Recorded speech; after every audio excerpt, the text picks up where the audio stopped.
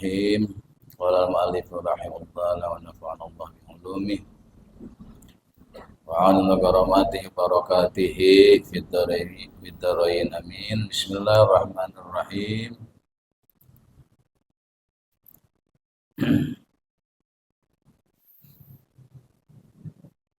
La tarfa'anna ila ghairihi hajatan huwa muriduha 'alaika. Fakaifa yarfa'u ghairuhu ma kana lahu wadi'an. Man la yastati'u ay yarfa'a hajatan an nafsihi fakaifa yastati'u ay yakuna laha an ghairihi rafi'an. Ini maqalah ilmiah Syekh Said Tajuddin Abdul Fudal Muhammad bin Abdul Karim Ibn Athaillah Sekandari. La tarfa'anna, tidaklah mampu menghilangkan, mengangkat kamu ila ghairihi hajatan, kepada selain Allah, hajatan, kebutuhan. Wa adapun Allah muriduha, yang mendatangkan itu hajat, alaika, terhadapmu. Fa kaifa yarfa'u, maka bagaimana yarfa'u, menghilangkan, mengangkat, ghairuhu, selain Allah, maka nalahu wadi'an, sesuatu ada lahu, baginya Allah itu wadi'an, yang meletakkan. Karena sesuatu itu Allah lah yang meletakkannya. Man la yastati'u, barang siapa yang tidak mampu ayarfa'a, menghilangkan hajatan, akan kebutuhan an nafsihi, dari dirinya, fakaifa yastati'u, maka bagaimana orang itu mampu ayyakuna laha an ghairihi rafi'an, yakni menghilangkan hajat ataupun kebutuhan orang lain. Itu suatu hal yang mustahil. Kurang lebihnya bahasa terjemahan seperti itu. Qultu yaqulu innahu walladhi awrada 'alaikal ihtiyaja wa qad 'arafta annahu ghaniyun qadirun qawiyyun wa min siwahu la ghaniya lahu wa la quwwata wa la qudrata. Artinya Allah yang mendatangkan kepadamu kebutuhan. Sungguh kau melihat Allah itu adalah ghaniyun, yang maha kaya, qadirun, yang maha kuasa, qawiyyun, yang maha kuat. Wa min siwahu, dari selain Allah itu, la ghaniya lahu, tidak adanya kekayaan, wala quwwata, tidak ada kekuatan, wala qudrata, tidak ada kekuasaan. Nah, kalam hikmah ini bahwasanya manusia itu tidak akan mampu untuk mengangkat dan menghilangkan akan kebutuhan, melainkan yang bisa menghilangkan, yang mensirnakan, yang mengangkat akan hajat dan kebutuhan itu adalah Allah. Karena Allah yang mendatangkan kebutuhan kepada manusia. Kita dikasih sakit, obat nggak bisa menyembuhkan. Kemudian seseorang dikasih kepecikan ekonomi, makhluk tidak bisa akan membuka ekonominya. Kemudian juga makhluk kepingin derajatnya naik, maka makhluk juga tidak akan sanggup dan mampu untuk mengangkat derajatnya. Manusia cuma sifatnya kasbiyah saja, sifatnya cuma ikhtiar, berusaha, mujahadah, seraya, bersungguh-sungguh untuk memperoleh kepada sesuatu yang diharapkan. Tapi finishnya sesuatu itu adalah Allah yang menentukan, bukan manusia itu sendiri. Karena ikhtiar itu adalah wajib bagi manusia, kasbiyah itu adalah wajib bagi makhluk, tapi hasilnya tidak wajib, hasilnya hanya Allah. Kenapa tidak wajib? Karena ikhtiar manusia wajib, hasilnya nggak wajib saja, kadang manusia masih penuh kesombongan. Satu, masih penuh ketakaburan, masih mempunyai daya dan upaya. Kedua, tidak wajib hasilnya adalah suatu rahmat dari Allah buat kita. Karena kalau memangnya itu hasil menjadi wajib, kalau kita usaha nggak wajib, nggak berhasil, maka kita mendapatkan dosa. Iya, kan definisi apa wajib itu dilaksanakan dapat pahala, ditinggal dapat dosa. Berarti kalau kita ikhtiar itu nggak sukses, kita dosa. Makanya hasil nggak wajib bagi kita. Ikhtiar adalah wajib, itu rahmat dari Allah. Kedua, menandakan manusia itu nggak punya daya, nggak punya upaya. La haula wala quwwata. Kalau hasilnya itu menjadi wajib buat manusia, wah sombong luar biasa manusia. Iya, sebab nggak wajib saja hasilnya manusia mesti sombong, apalagi wajib. Coba tuh manusia sekali usahanya, ikhtiarnya sukses, oh ya besar dada ya. Siapa dulu saya kalau nggak sungguh, kalau nggak tekun, saya kalau nggak ulet nggak jadi orang gitu loh ya. Saya kalau kagak ikhtiar ya dengan olahraga yang baik, disiplin, saya nggak bakalan manusia saya sehat. Itu masih sombong kan ya. Kadang lupa kepada yang punya sehat, kadang lupa kepada yang punya kaya. Padahal manusia la ghaniyya lahu wala quwwata wala qudrata. Itu yang pertama. Yang kedua, bahwa manusia ini la tarfa'anna ila ghairi hajatan wa muridu alaika. Bahwasanya di balik itu ketidakdayaan manusia, di situ ada hikmah, ada rahmat ya Allah buat hambanya. Seperti mana manusia dikasih sakit ya, berbulan-bulan, kadang ada manusia dikasih sakit bertahun-tahun, sakitnya kronis, tapi di situ ada rahasia Allah. Kalau buat orang mukmin mah, apa rahasianya? Ya Allah akan memberikan ya derajat untuknya. Sebab ya dalam satu hadis Nabi di sana idza sabaqatil 'abdi minallahi manzilatun, apabila sabaqat menentukan Allah lil 'abdi kepada seorang hamba ya minallah dari Allah itu manzilatun, kedudukan ataupun derajat, lam yablugha, yang mana derajat itu tidak bisa menghantarkan kepadanya, derajat itu tidak bisa sampai ya, kepadanya bi amalihi, dengan amal perbuatannya, ibtalahullahu fi jasadihi, maka Allah menguji, mencoba fi jasadihi, pada jasadnya. Ada satu ya amal perbuatan yang nggak mampu mengangkat derajat kita di sisi Allah.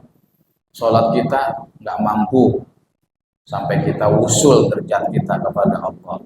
Zikir kita nggak mampu mengangkat derajat kita di sisi Allah. Sedekah kita nggak mampu mengangkat derajat. Kemudian puasa juga nggak mampu. Silaturahmi juga nggak mampu. Duduk di majelis taklim juga nggak mampu untuk mengangkat derajat. Ibtalahullahu fi jasadihi, maka Allah akan menguji, mencoba kepada jasadnya itu si hamba. Dikasih kurang enak badan, dikasih sakit, atau malihi, ataupun ya Allah menguji, mencoba kepada hartanya. Terkadang hartanya ya, ditipu orang, terkadang juga apa namanya usahanya nggak maju-maju, ya sekali usaha ntar makin bangkrut, buka usaha lagi modal bangkrut lagi, disebutnya apa namanya, jatuh bangun ya, jatuh bangun aku. Jatuh bangun itu nyanyian dong ya. Au fi waladihi, ataupun anaknya, jasad dia sehat, hartanya nggak ada gangguan, anak istrinya sakit-sakitan, anaknya kadang ngerongrong, nggak menyenangkan jiwanya. Iya, selalu musingin dah tuh bocah gitu ya. Musingin tuh bocah itu. Summa sabbarahu. Kemudian ya Allah Subhanahu wa taala sabbarahu, orang itu sabar atas semuanya itu. Ibtalah, ujian dan cobaan. Hatta yuballighahu al-manzilata, maka Allah Subhanahu wa taala menaikkan derajatnya. Allati sabaqat lahu minhu, sehingga orang itu ya dapat meraih derajat yang tinggi di sisi Allah Subhanahu wa taala. Itu menurut Syekh Nabi Su'aibul Arnud. Hadisun hasanun, ini hadisnya hasan. Jadi ya sesuatu musibah, malapetaka kepada diri kita, kepada harta kita, kepada anak kita, itu rahasianya dari Allah buat orang mukmin adalah mengangkat derajat. Yang mana derajat itu tidak akan terangkat dengan sholatnya, puasanya, dan lain sebagainya, dengan amal-amal ibadah lainnya. Kedua juga, sesuatu yang tidak mengenakan kepada kita itu, ya, Allah Subhanahu wa taala melebur ya segala dosa-dosa kita. Makanya di sana dijelaskan dalam satu hadis, ketika Rasulullah itu menjenguk kepada Ummul Ala itu yang sedang sakit, maka kata Nabi, "Absyiri ya Ummul Ala'i, bahagialah engkau wahai Ummul Ala." Kenapa bahagia? Fa inna mardal muslimi yadhhabullahu bih. Sesungguhnya sakitnya orang muslim itu yadhhabullahu bihi khotoyahu. Allah akan mensirnakan, membumi hanguskan, melenyapkan khotoyahu terhadap kesalahan-kesalahannya. Kama tuzhibun nar hatta zahabi wal fiddah. Sebagaimana api ya melebur akan karatnya emas dan karatnya perak, bersih semua. Subhanallah ya. Jadi satu sisi Allah memberikan ujian dan cobaan kepada orang mukmin adalah sebuah rahmat dari Allah untuknya. Kalau dia sabar, derajatnya diangkat. Kemudian juga apalagi dosa-dosanya diampuni. Lantas juga kita kadang diuji ekonomi kita sama Allah. Ekonomi diuji padahal kita ya sudah berbuat baik sama Allah, sudah berzikir sama Allah, sudah mentaati akan perintahnya Allah, kita sudah menjauhi larangannya Allah. Tapi kenapa ini rezeki makin sempit? Rezeki kalau sempit enak nggak? Enak nggak? Enggak. Jangankan rezeki sempit, baju sempit aja enggak.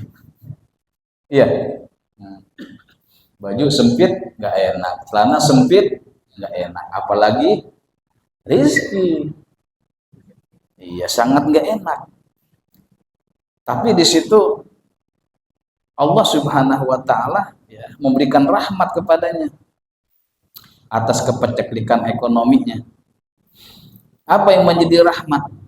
Karena dalam hadis Nabi, annahu qala minaz zunubi zunubun la yakaffiruha illal hammu bi talabil ma'isyah.